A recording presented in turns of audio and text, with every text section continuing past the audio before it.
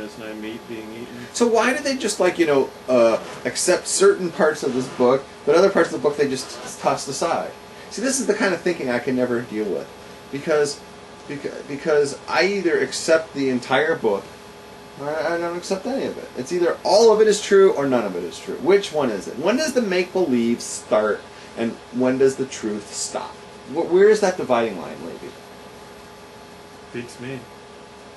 That's why you left that gold, huh? Is that why your father had problems with it? No. He was okay with those inconsistencies? Yeah.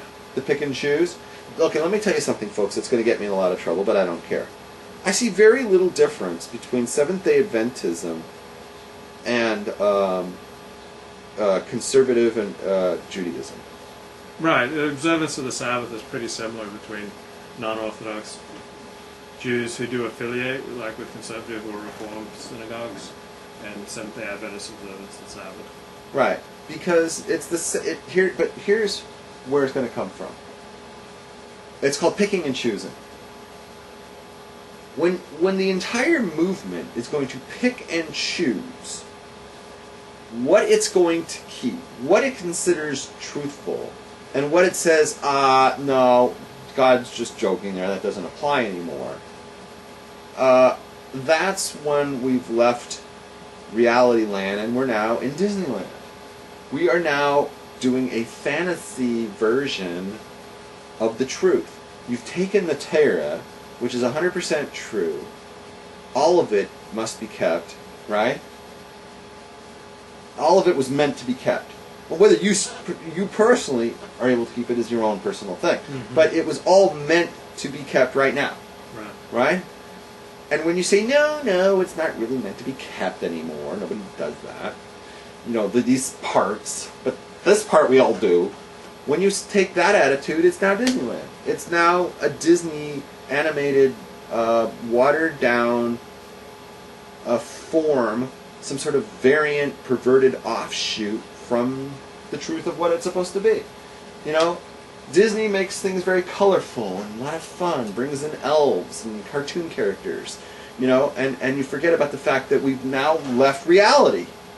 We're not longer dealing with this thing as real, and it just becomes another type of fable book. There's really no difference at that point between the Torah, or the Bible, if you will, or whatever, and like Aesop's fables, or whatever. It's just becomes storybook, and it becomes folklore, and then you just pick and choose from the folklore what you want to keep, because once you can reduce it down to that level, none of it has any value. That's why I would personally, if I was in a conservative, right? If I was in conservative, I would reject the whole thing, because it's a half-assed lie. It's not treated as truth. Because I would say, well, how come we don't keep this and that? How come, who said that this part has to be kept, but all this other stuff, not important. God says, homosexual act is an abomination, and we're being told, he didn't really mean that. He just meant, just do it with love. Do it with love, It's like, whoa, what are you saying here? It's like we're gonna keep this part, but we're not gonna keep that part, And it's like, that part doesn't apply. And, I would just say, what? I have a different outlook. I say none of this applies. How's that? That's how I would be. I say none of this applies, because unless you're ready to say all of it is true, it can't be changed, no matter how many. Rabbis get together, conservative rabbis get together. It doesn't matter, because it can't be changed. Torah's infinite, right? And if it's not infinite, then God's not infinite. And, pretty soon you can eliminate God. You know what I mean?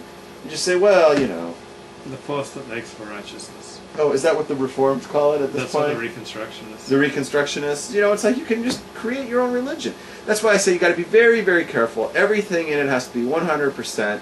The universe was created exactly how Torah describes it.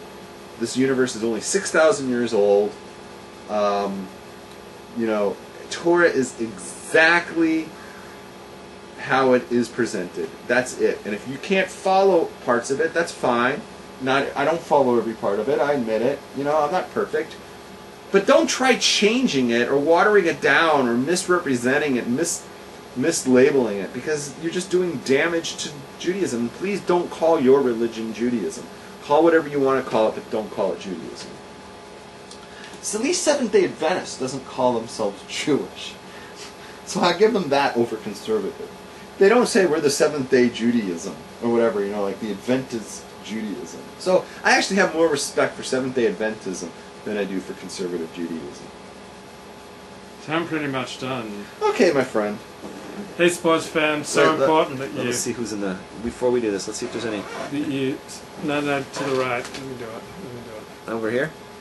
Nobody's in So there. important that you stay in yeshiva and you stay off the crack. Next week, see you at the House of Rabs. Normal time, 7 p.m. Pacific.